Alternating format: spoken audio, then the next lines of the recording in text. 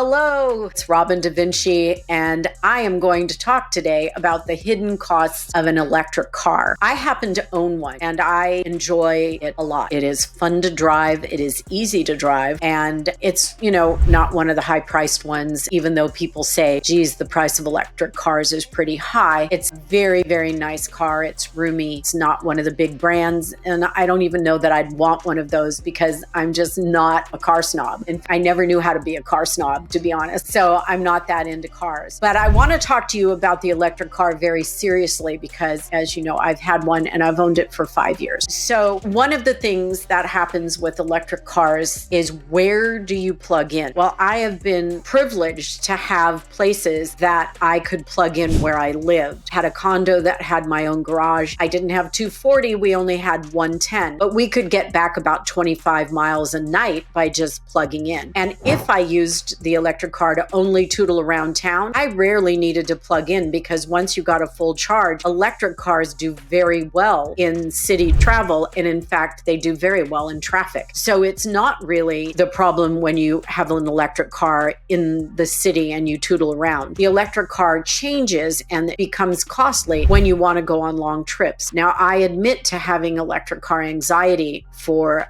distance. It's called range anxiety. And so if I want to take a trip, if my husband and I want to go somewhere where it's going to be a distance, we actually rent a gas car. So there's one hidden cost to having an electric car. I understand that there are charging stations, but honestly, sometimes you get to the charging station and there isn't a place for you to charge, or it's not working, or you have to sit there in a parking lot in some strange place for an hour and a half or two in order to get the charge back for you to make the rest of the trip. Also, another problem is that when you drive and you're in traffic, you are in great shape. But if you're going a distance and you need to use the air conditioning because it's a hot summer day, the charge will go down quickly. And so I live in a place mostly where I don't need heating or air conditioning. So my charge lasts forever and I can charge on a 240 in a garage. And so I don't have that worry. But if you have range anxiety and you need to take a trip, round trip is 300 miles, you need to gauge whether you can plug in somewhere on your way there and what that will cost. And can you make the round trip if you're using air conditioning? Now, I have people who get upset with me when I say when you use air conditioning, it uses the battery, it uses the charge, but it does. It's just like in a gas car. If you constantly have the heat or air on, it reduces your gas mileage. So it's the same with an electric car. Also, when you plug in at home, if you have the privilege of plugging in at home and charging your car, you have to look at the price of electricity. Now,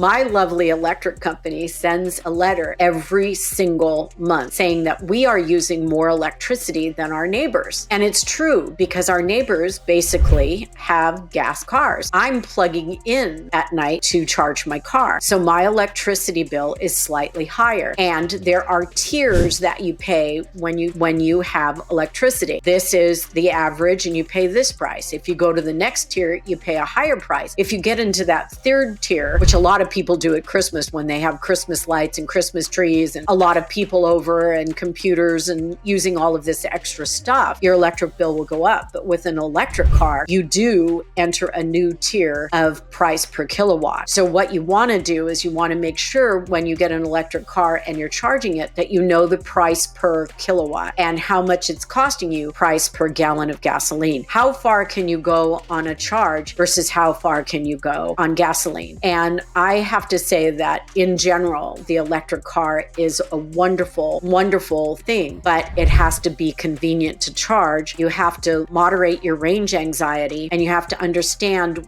what depletes your charge when you're driving. Is it your heater or your air conditioning? How are you driving? Where are you driving? Because those things come into play with the cost of the car. And also, tires don't last as long on an electric car because the weight of the car is so heavy. The battery is underneath, at least it is in my car, and I think in most electric cars, and it's 1,000 pounds and it's very heavy. So there's more wear and tear on your tires. So where you might have a gas car that goes further on tires than an electric car because electric car is heavier. And so I can't say they're specialty tires, but they are different and they do wear differently. So you want to take that into consideration with an electric car. You don't want to just go, oh, it's an electric, it's not gas, and everything else is the same. No, there's pros and cons to both. And like I said, if we take a trip, we rent a car. We usually rent a car that gets good gas mileage. The thrill of not going to a gas station is I can't even tell you how thrilling it is to bypass gasoline right now and to not have to stand in line for gas at Costco or,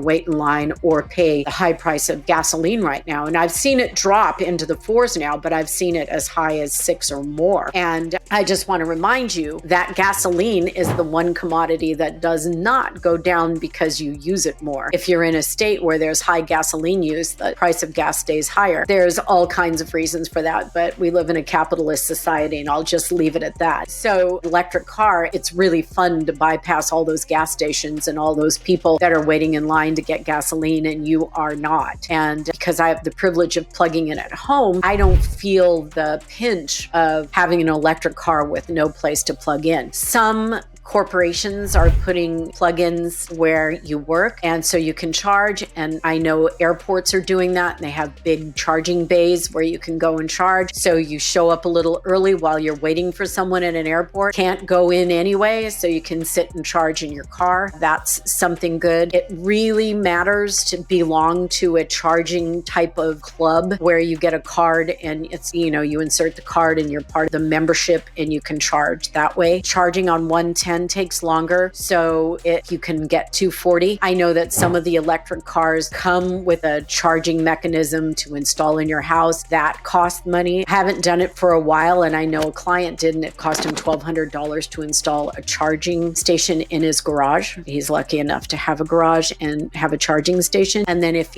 average that over the years you have the car, you can see that it probably saved you money. I'm going to put in a personal suggestion. If you have a gas car and that is like a commuter car because you have range anxiety, but you also have someone who stays at home and for the most part toodles around town or runs errands in town and can charge at home, that electric car as a second car really makes a lot of sense. As long as you check out costs in the community in which you live, you understand the costs of tires and replacement and getting your car looked at. There are things that go wrong with electric cars because it's a big system. Once in a while something happens, but it's just like a regular car in that respect. You have to build in the price of keeping your car in good order. So electric car as a second car makes a lot of sense. There are some price things that you need to look at because, let's face it, electric cars came out and then they killed them back in the 80s or 70s and 80s. They just killed the electric car. And then they've now brought them out with a vengeance, and we're not a very schooled society on what that means. So I'm asking you to get yourself educated about the electric car before you take the plunge so that you understand everything that you're doing. It's really, really, really helpful to get all the facts, weigh the pros and cons, and electric car versus gas car. And if you can pull it off, going around town and doing errands and running to baseball games and soccer practice and a local job or the grocery store, electric car makes a lot of sense. If you're going on road trips or you do a heck of a lot of traveling to destinations for work or whatever, the electric car may not be the best thing for you.